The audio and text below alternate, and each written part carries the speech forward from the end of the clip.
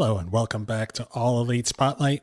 My name's TNT and today we are going over the final show before AEW Dynasty this Sunday, April 12th. And we will be previewing AEW Collision coming up this Saturday. And we won't spend too much time on this because I also have a Dynasty preview in line for you guys. We have the Hurt Syndicate making their long-awaited reappearance. They're coming back. We saw them a little over a week ago saying that they were back and they have intentions to add numbers to their ranks. So is it just going to be one person or more? We don't know. But right now we have MVP, we have Bobby Lashley back healthy and cleared to wrestle, and Shelton Benjamin. So do we have any candidates for who they will be adding to their ranks? I do not know if it's going to be someone currently on the roster or if they will be bringing someone new in to the company.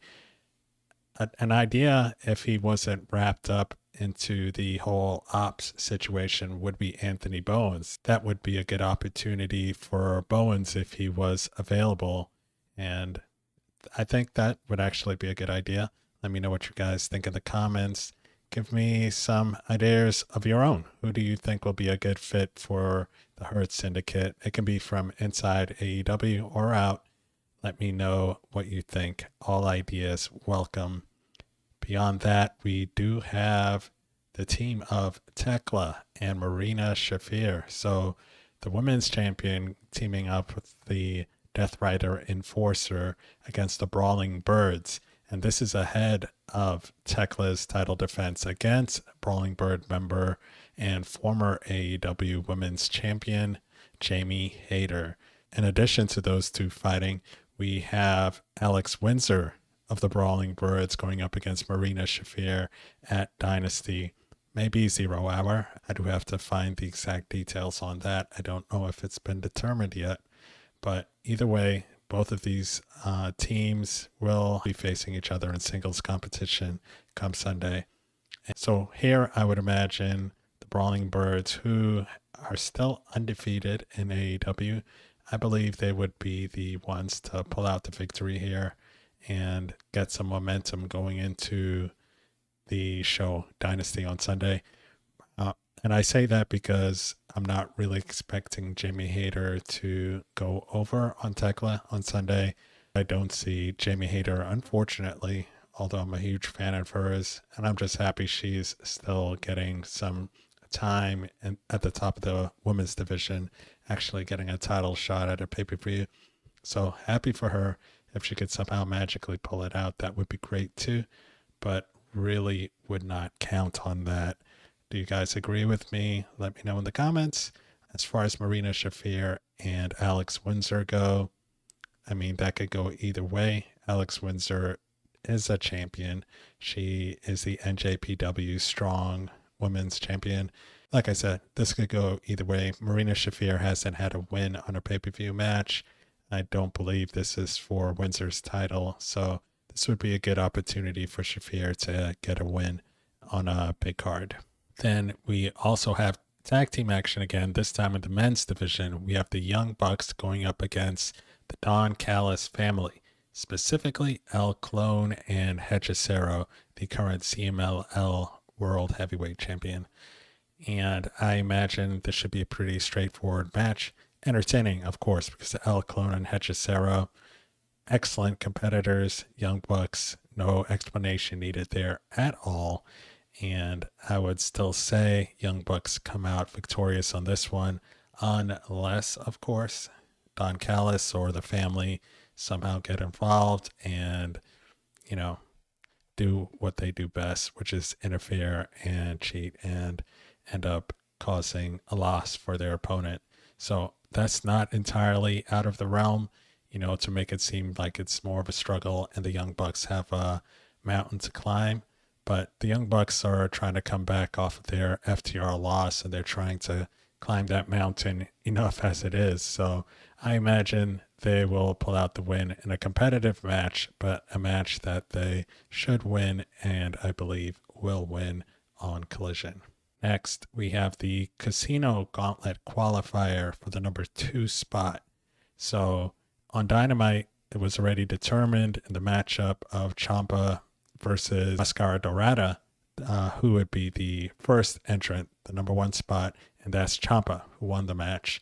So on Collision, we have Rush versus Anthony Bowens, the 5-tool player, and the winner of this match will have that number 2 spot. And of course, the winner of the Gauntlet on Sunday will be the new TNT champion, Kyle Fletcher, of course, having to relinquish the title due to injury, unfortunately. So this, again, will be quality match. Rush is more than deserving, and I don't know that Anthony Bowens is going to pick up the victory here. He's still, like I mentioned when I threw his name out for the Hurt Syndicate, he's still wrapped up in this ops thing, which I haven't seen or heard from Hook or Shibata in quite some time now, a couple weeks at least. So what is his standing? Where is this story going? I don't really see Anthony Bowens pulling out a victory here. Also, Rush, he's just a fierce wrestler and competitor, so I could see him being rewarded and earning that spot and just injecting himself into the entirety of that Casino Gauntlet match. So, and again, another kind of a toss-up, but I'm thinking Rush, just based off of who he is, can and should possibly win this. Anthony Bowens is just kind of lost in the wind at the moment, but we'll see if Hook or Shibata show up, or if there's any syndicate business for Anthony Bowens. From there, we have the AEW World Trios Championship.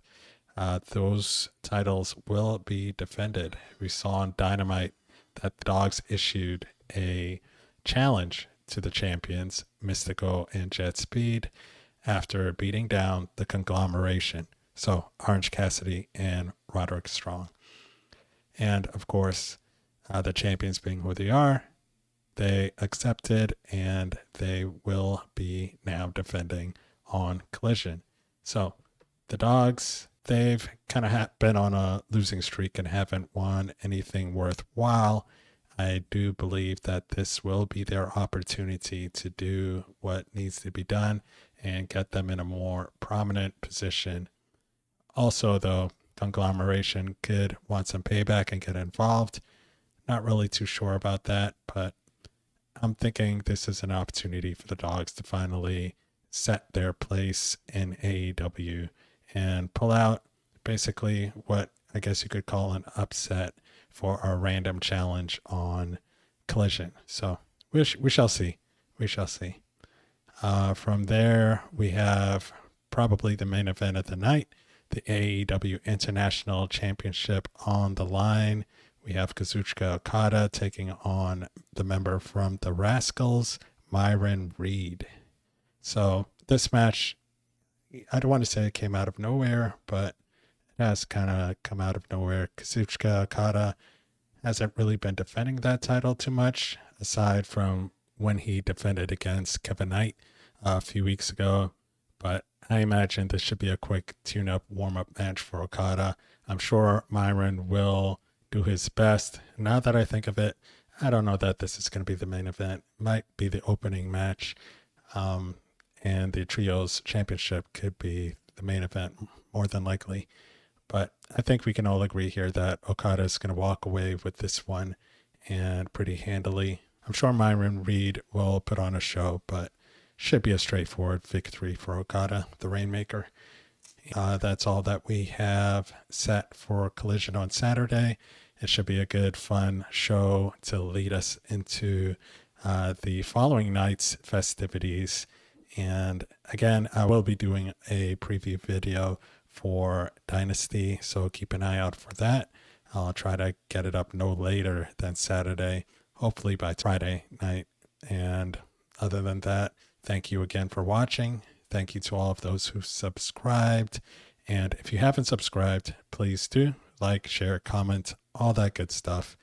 And until I talk to you again, take care of yourselves, and I'll talk to you soon.